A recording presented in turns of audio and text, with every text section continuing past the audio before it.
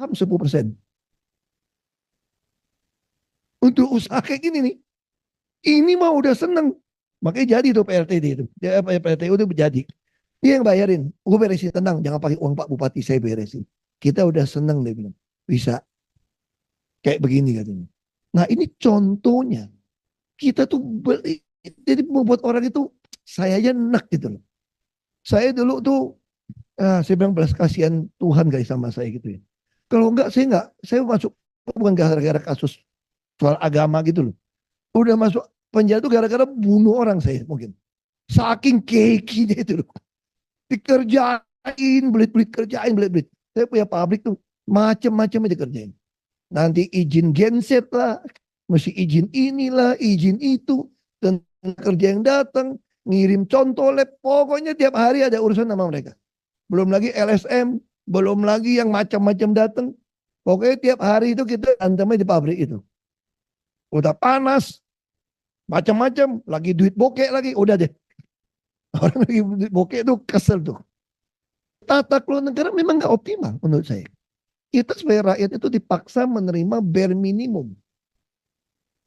Jadi kita dari kecil dilatih, ya begitu. Pejabat ya pantas kaya, pejabat ya pantas kita layanin. Itu ada mungkin tanpa sadari. Jadi kita juga sama pejabat juga takut, mesti hormat. Nah, dia punya kuasa.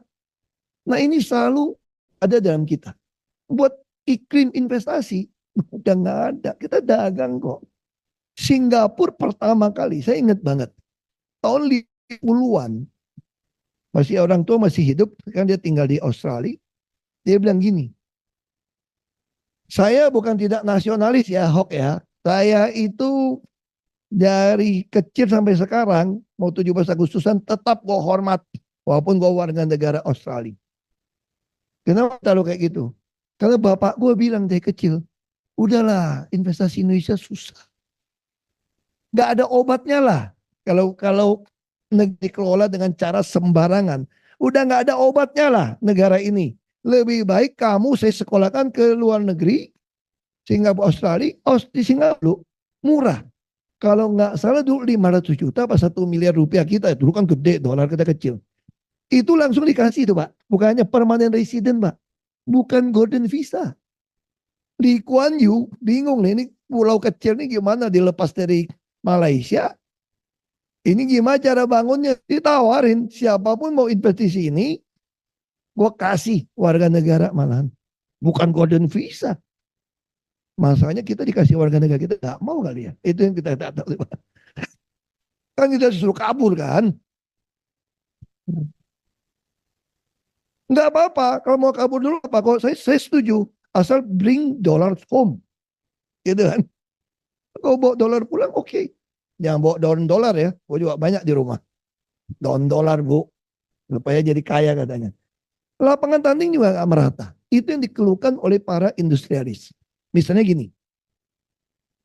Saya pernah protes bea cukai berkali-kali. Ketika Anda menjual barang online, sisa dari Cina, Anda masuk ke Jakarta, warehouse, langsung kirim, tidak bayar pajak, dengan barang yang termuktahir baru, penyelundup cuma bayar 1 kontainer, makanya barang-barang kecil pasti bangkrut di Indonesia. Karena kita nggak sanggup, dia sisa barang reject kan, barang reject 1% bisa melebihi produksi kita untuk industri sejenis. Masuk, dia cuma balikin modal material bahan baku. Kita mau lawan, nggak mungkin. Bayar pajak juga kagak. Kita pajaknya berlapis-lapis. Nggak pernah pemerintah pikirin. Sorry to say gitu ya. Kalau cuma gitu, kelola negara, baik lagi. Nenek gue juga bisa. Serius. Nggak usah dokter-dokter sekolah dari luar negeri. Nenek gue juga bisa. Kalau duit nggak usah hemat, palak lagi pajaknya. Cari lagi komponennya. Itu nenek gue juga ngerti kayak gitu. Susah kan gimana mengadministrasi keseimbangan atau mengadministrasi keadilan sosial. Bagaimana setiap sana saya kasih tahu jalannya. Ini lapangan tanding ini nggak rata. Yang nyelundup lebih untung daripada kita yang bangun industri. Belum lagi Nanti saya akan cerita gimana solusinya. Pemerintah kita tidak pernah memetakan sampai berapa layer supplier untuk dukung kita. Karena nggak mungkin saya bangun satu pabrik, semua komponen yang mendukung saya itu pakai uang saya, nggak bisa. Itu yang Cina lakukan, Jepang lakukan, semua negara lakukan. Mana porsi, kan saya kan tugasnya, kalau pemerintah kan mengadministrasi keadilan sosial kan. Jadi bagaimana ngatur duit nih, keseimbangan ini yang kita atur. Kita nggak benci orang kaya, bilang orang kaya nggak apa-apa, biar dia lebih kaya. Tapi lu mesti bayar pajak yang benar. Orang miskin, kita juga nggak benci orang miskin atau memanjakan orang miskin. Menegakkan aturan. Kita bicara aturan, meratakan lapangan tanding kita. Supaya pemainnya oke. Ini yang terjadi di gawat demokrasi kita nih.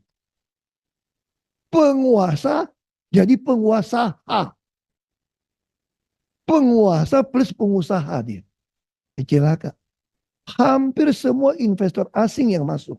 Kalau Anda pelajari Ultimate Beneficiary Owner-nya, UBO-nya di atas, pasti ada oknum pejabat atau keluarganya. Dia punya saham. Tadi saya baru makan siang sama bos. Perusahaan besar ini. Makan siang tadi belum ke sini.